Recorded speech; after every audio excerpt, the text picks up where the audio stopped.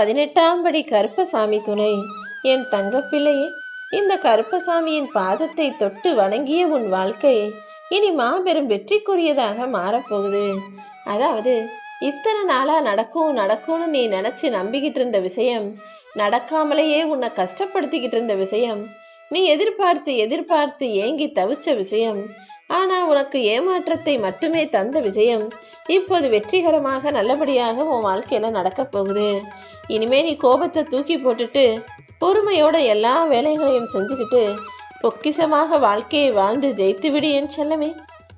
உன் கண்ணுக்கு தெரியாத பல 100 மனக்கஷ்டங்கள் உனக்குள்ள இருக்குன்றதும் அதை நினைச்சு நீ வருத்தப்படுறதும் எனக்கு தெரியும்.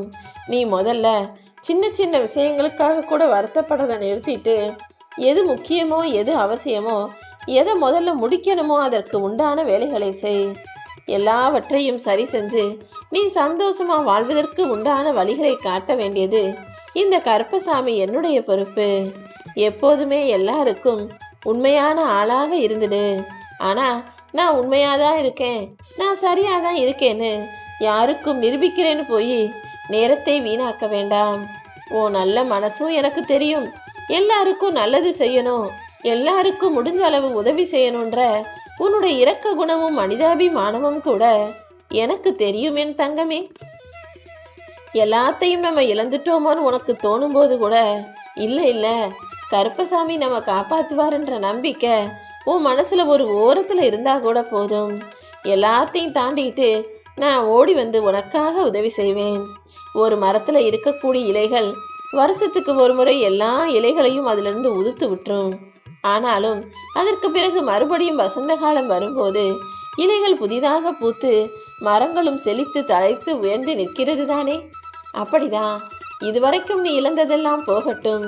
ஆனா இனிமே உன் வாழ்க்கையில நீ புத்துணர்ச்சியா புது ஆளா மாறக்கூடிய வகையில எல்லா விஷயங்களையும் உனக்கு செஞ்சு தரப்போறேன்.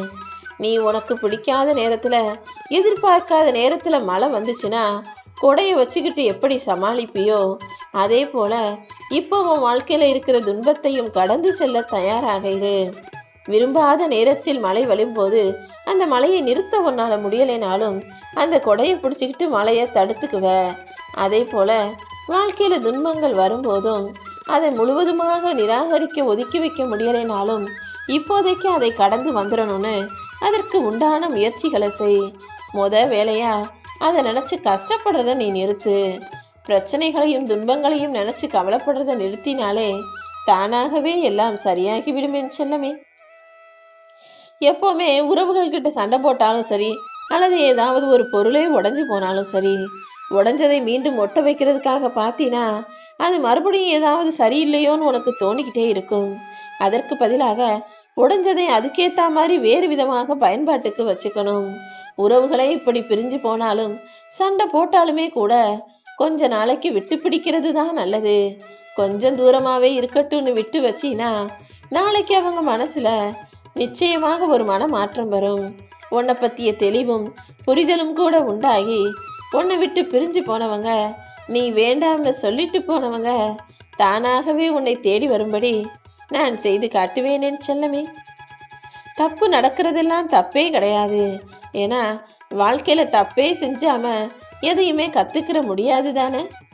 எல்லாத்தையுமே மனுஷன் பிறந்தவனே சரியா செஞ்சிடறாங்களா என்ன? கீழே விழுகிறான், எந்திரிக்கிறான், உட்காடுறான், நடக்கிறான், அப்புறமா தான் ஓடுறான். அதே போல உன் வாழ்க்கையிலையும் ஒரு சில விஷயங்களை சரியாக செய்ய முயற்சி செய்யும் போது கீழே விழுகுவாய், தோல்வி அடைவாய், மறுபடியும் எழுந்து உட்காருவ. இப்படி மாறி மாறி பல தவறுகள் நிகழ்ந்த பிறகுதானே சரியான விஷயத்தை உன்னால் தேர்ந்தெடுக்க முடியுது. அப்படிதான் எதுவுமே எளிதில் சுலபமாக கிடைச்சிடாது. அப்படி இருக்கும்போது வாழ்க்கையின் வெற்றி மட்டும் இதில் விதிவிலக்கா என்ன?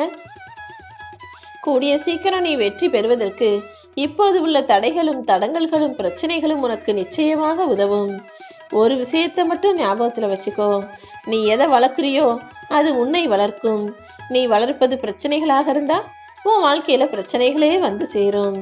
அதுவே நீ நல்ல அன்பையும் பாசத்தையும் நட்புகளையும் மனிதாபிமானத்தையும் உறவுகளையும் வளர்த்தாயே ஆனால் உன்னை சுத்தி உயிரை உறவாக கொடுக்கக்கூடிய நல்ல மனிதர்கள் உண்டாகுவாங்க. உனக்கு எது நடக்கணும்னு நினைக்கிறியோ அதை தான் நீ செய்யணும். உனக்கு நல்லது நடக்கணும்னு நினைச்சினா நீ நல்லதையே செய்யக்கூடிய ஆளாக மாறிவிட வேண்டும் என் செல்லமே.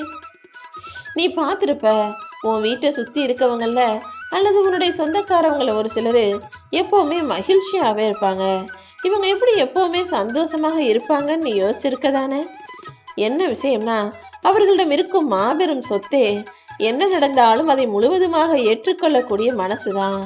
அந்த மனப்பக்குவத்தை நீ உனக்குள்ளேயும் கொண்டு வந்துட்டீனா, எதையுமே பார்த்து நீ பயப்படவோ கவலைப்படவோ வருத்தப்படவோ அவசியமே இருக்காது.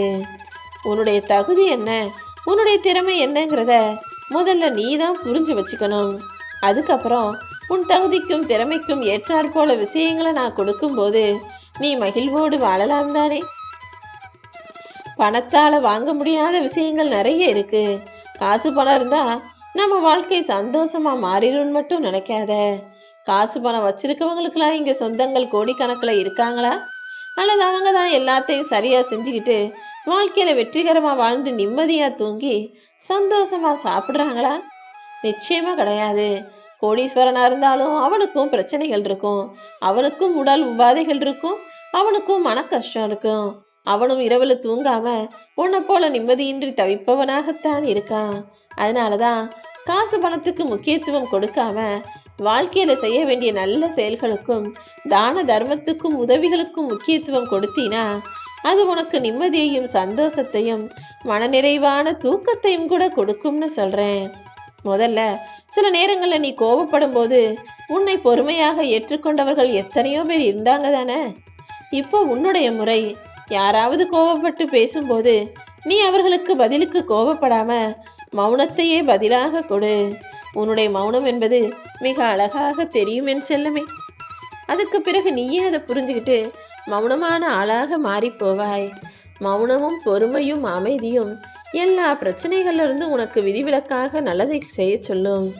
ஒரு மாணவன் போல எப்போதும் எல்லாத்தையுமே கத்துக்கிறதுக்கு தயாராக நீ இரு.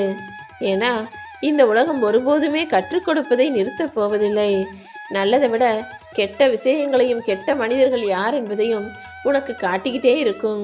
நீதான் எதை எப்படி பகுத்தறிஞ்சு எதை வச்சுக்கணும் எதை விடணுங்கிறதுல தெளிவாக இருக்க வேண்டும் என் செல்லமே. சில சமயம் சில பேருக்கு நல்லது நடக்குது, அந்த சமயத்துல நீ வாய் திறந்தாம இருந்தீனா அவங்களுக்கு நல்லதே நடக்கும்னு தெரிய வரும்போது அவர்களுக்கு உதவி செய்யும் பொருட்டாக அடுத்தவர்களை காப்பாற்றும் விதமாக உன்னால மௌனமாக இருக்க முடியும்னா இருந்து விடு. ஏன்னா பேசி ஒருத்தவங்களுக்கு தப்போ கெட்டதோ நடக்கிறதுக்கு பதிலாக பேசாம இருந்து இன்னொருவருக்கு நல்லது செய்யக்கூடிய பிள்ளையாக நீ இருந்தீனா அந்த மௌனம் நாளை உனக்கும் நல்லதை செய்யுமேன் செல்லமே. ஒரு ஆள் உன்னை ஏமாத்திட்டான், அவன் மோசமானவனா இருக்கான்னா நீ அவனை தண்டிக்கணும், பழிக்கு பழி வாங்கணுன்ற அவசியமே இல்லை. ஏன்னா உன்னை ஏமாற்றிய ஒருவனை அவனை விட மிக மோசமான ஒருவர் ஏமாற்றும்படி நான் செய்வேன். இந்த உலகத்தில் இதுதான் மாற்ற முடியாத நியதி. ஒவ்வொரு மனுஷனும் அடுத்தவனுக்கு நல்லது செஞ்சாலும் அது பல மடங்கா வந்து சேரும், கெட்டது செஞ்சாலும் அது பல மடங்கா வந்து சேரும்.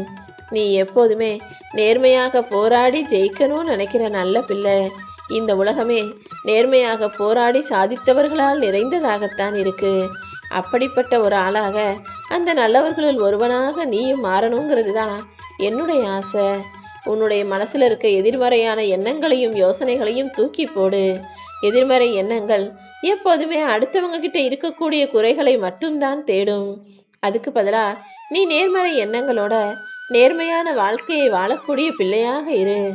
உனக்காக எல்லாத்தையுமே நான் சரி செஞ்சு உன்னை சந்தோஷமாக வாழ வைப்பேன்.